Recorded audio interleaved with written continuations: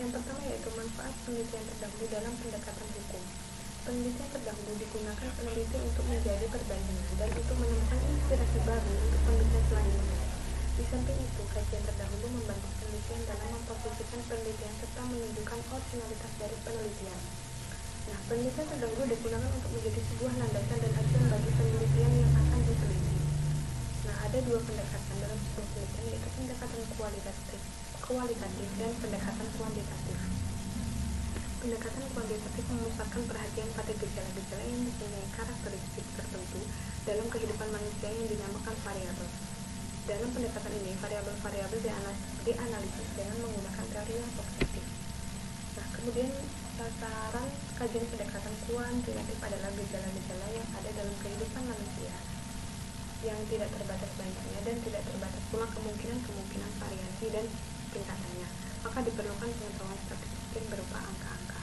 Nah, penelitian kuantitatif ini mencakup setiap jenis penelitian yang didasarkan atas perhitungan persentase rata-rata dan perhitungan statistik lainnya.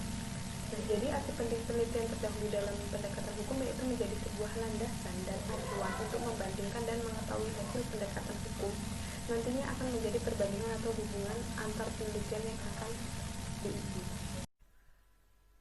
Kontribusi penelitian terdahulu pada penelitian yang sedang disusun.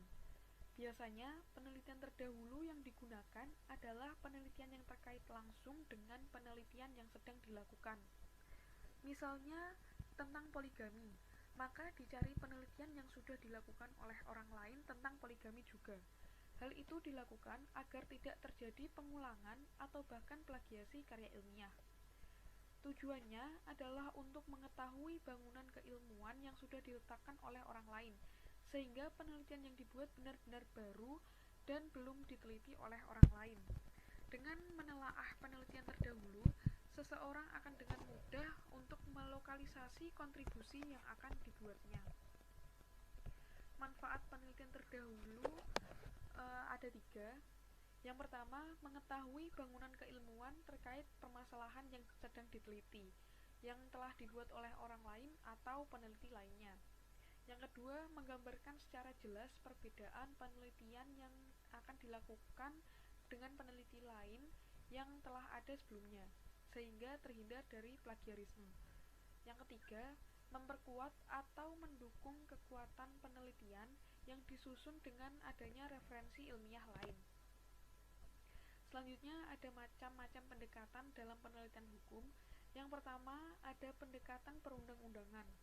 Pendekatan ini dilakukan dengan menelaah semua peraturan perundang-undangan yang bersangkut paut dengan permasalahan atau isu hukum yang sedang dihadapinya. Pendekatan ini misalnya dilakukan dengan mempelajari kesesuaian antara undang-undang dasar dengan undang-undang atau undang-undang satu dengan undang-undang yang lainnya. Selanjutnya pendekatan khusus. Pendekatan ini dilakukan dengan melakukan telaah pada kasus-kasus yang berkaitan dengan isu hukum yang sedang dihadapi. Kasus yang ditelaah adalah kasus yang telah memperoleh putusan pengadilan. Hal yang dikaji dalam setiap putusan adalah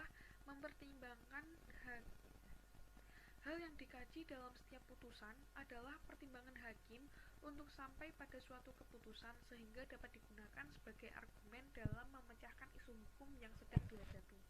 Assalamualaikum warahmatullahi wabarakatuh. Di sini saya akan menjelaskan tentang pendekatan historis. Pendekatan historis itu adalah dilakukan dalam kerangka untuk memahami filosofi aturan hukum dari waktu ke waktu serta memahami perubahan dan perkembangan filosofi yang melandasi aturan hukum tersebut. Selanjutnya, saya akan menjelaskan tentang pendekatan komparatif. Pendekatan komparatif dilakukan dengan membandingkan peraturan hukum ataupun putusan pengadilan di suatu negara dengan peraturan hukum di negara lain. Kegunaan dalam pendekatan komparatif ini adalah untuk memperoleh persamaan dan perbedaan di antara undang-undang tersebut. Selanjutnya, saya di sini akan menjelaskan tentang pendekatan konseptual. Pendekatan ini beranjak dari pandangan-pandangan dan doktrin-doktrin yang berkembang di dalam ilmu hukum ini. Pendekatan ini menjadi penting karena pemahaman terhadap pandangan atau doktrin yang berkembang dalam ilmu hukum dapat menjadi pijakan untuk membangun argumen hukum ketika menyelesaikan masalah hukum yang berada. Sekian, terima kasih penjelasan saya. Wassalamualaikum warahmatullahi wabarakatuh. Assalamualaikum warahmatullahi wabarakatuh. Saya M. Saiful Arif. Manfaat relevansi penelitian terdahulu. Penelitian terdahulu akan memudahkan Anda dalam menentukan langkah-langkah yang sistematis untuk penyusunan penelitian dari segi teori, lalu konsep. Penelitian terdahulu dapat digunakan sebagai acuan atau referensi untuk memudahkan Anda membuat penelitian secara keseluruhan. Manfaat digunakannya penelitian terdahulu dalam penelitian adalah mengetahui bangunan keilmuan terkait permasalahan yang diteliti yang telah dibuat oleh orang lain atau peneliti lainnya.